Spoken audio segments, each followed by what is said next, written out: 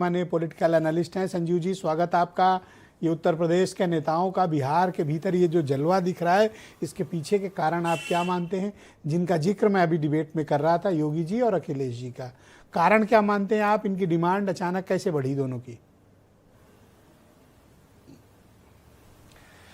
ब्रजेश जी, 20 सालों से भारतीय जनता पार्टी या एनडीए की सरकार बिहार में है, और उसके बावजूद यदि योगी जी को बुलाने की नौबत आती है और ठीक इलेक्शन से पहले महिलाओं के खाते में यदि 10,000 रुपये डालने की जरूरत पड़ती है, तो भारतीय जनता पार्टी बिहार में क्या कर पाएगी ये तो हमको नहीं पता है। लेकिन जिस तरह से बिहार में योगी जी या फिर अखिलेश यादव की बात आप चर्चा कर रहे हैं, ये उत्तर प्रदेश के लिए बड़ा खतरनाक ट्रेंड है। ये उत्तर प्रदेश में, ये बिहार में योगी जी क्या कर पाएंगे ये तो अभी भविष्य के गर्त में रिजल्ट आएगा तो पता चलेगा। लेकिन उत्तर प्रदेश के इन नेताओं ने, दोनों ने जिस तरह से अपनी प्रदर्शन बिहार में दिखाई है, पीडीए का बढ़ता हुआ ताकत निश्चित तौर पे योगी जी के पेशानी पे लकीरें खींचने के लिए काफ़ी है। मैं इसे दो तरीके से देखता हूँ। जो व्यक्ति जिस काम में माहिर होता है वो व्यक्ति वही काम करता है।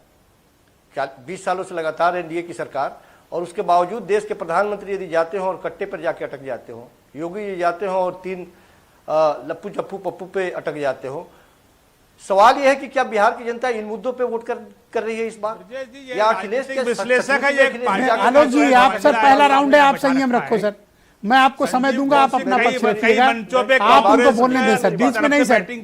सर प्लीज आप संजीव कौशिक इनको अपनी बात रख लेने दें सर, कांग्रेस फिर आप बीच में बोलिएगा सर। इनको विश्लेषक न सर धन्यवाद सर, थैंक यू सर, इनको बोलने दें sir. Sanjeev ji go ahead. देखिए, मेरा मानना यह है कि नीतीश कुमार के शासन को 2 भागों में बांट के देखा जाना चाहिए। पहले का 10 साल का शासनकाल और उसके बाद 10 साल का शासनकाल। निश्चित तौर पे 10 साल पहले का शासनकाल जो शुरुआती दौर में था, बिहार में सड़कें बेहतर नहीं थी, बिजली के जाल नहीं थे, नल का पानी नहीं था लोगों के बीच में, वो पहुंचाया गया और लोगों को ये दिखा भी, उनके काम लोगों को दिखे भी। लेकिन उसके बाद का जो 10 साल का शासनकाल था, वो मैनेज करते रहे अपने आप को और अपनी कुर्सी को। वो शासन करने की बात तो थी, वो कुर्सी पर बैठे तो थे, लेकिन शासन कोई और कर रहा था। आज के वक्त में भी जिस तरह से नीतीश कुमार को हाशिए पर डालने की कोशिश की गई है, निश्चित तौर पे आज के बम्पर वोट से भारतीय जनता पार्टी के फिर मुझे एक बात बताओ थोड़ा, हम लोग वर्तमान परिप्रेक्ष्य में जो तथ्य हैं और जो कथ्य और जो दृश्य हैं उनको देखकर ये लगता है, मैं ये देख रहा हूं कि नीतीश कुमार की रैली में उतनी भीड़ नहीं आ रही जितना मुख्यमंत्री योगी आदित्यनाथ की आ रही। कुछ तो बात है बिहार में।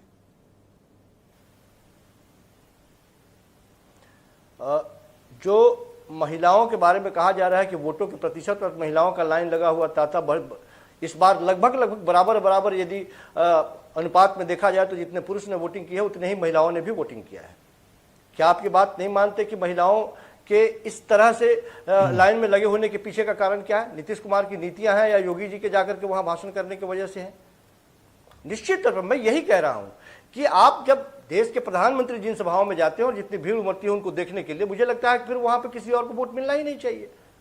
महिलाओं की आपने बात की ना, तो मुझे जो देखना उसके प्रति फीडबैक मिला, शराबबंदी, जीविका दीदी, 10,000 रुपया और नीतीश कुमार की कार्यशैली, ये महिलाओं के बीच तो लोकप्रियता है इसकी। अब वो वोट में कन्वर्ट हो ना हो ये मैं नहीं जानता, लेकिन इन विषयों पर नीतीश कुमार की एक अच्छी छवि महिलाओं के बीच है। मैं यही तो कह रहा हूं कि उसमें योगी जी कहां से आते हैं? पर क्या कारण आपको लगता है कि योगी जी का इतना प्रभाव है? होती है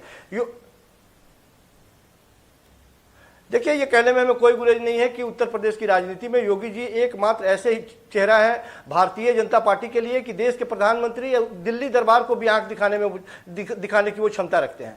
कई बार दिल्ली से मिले हुए आदेश, दिल्ली से आए हुए हवा के रुख को कैसे वो मोड़ दिया हवा को, ये सारे लोग जानते हैं। Thank you very much. कई बार उन्होंने सर धन्यवाद।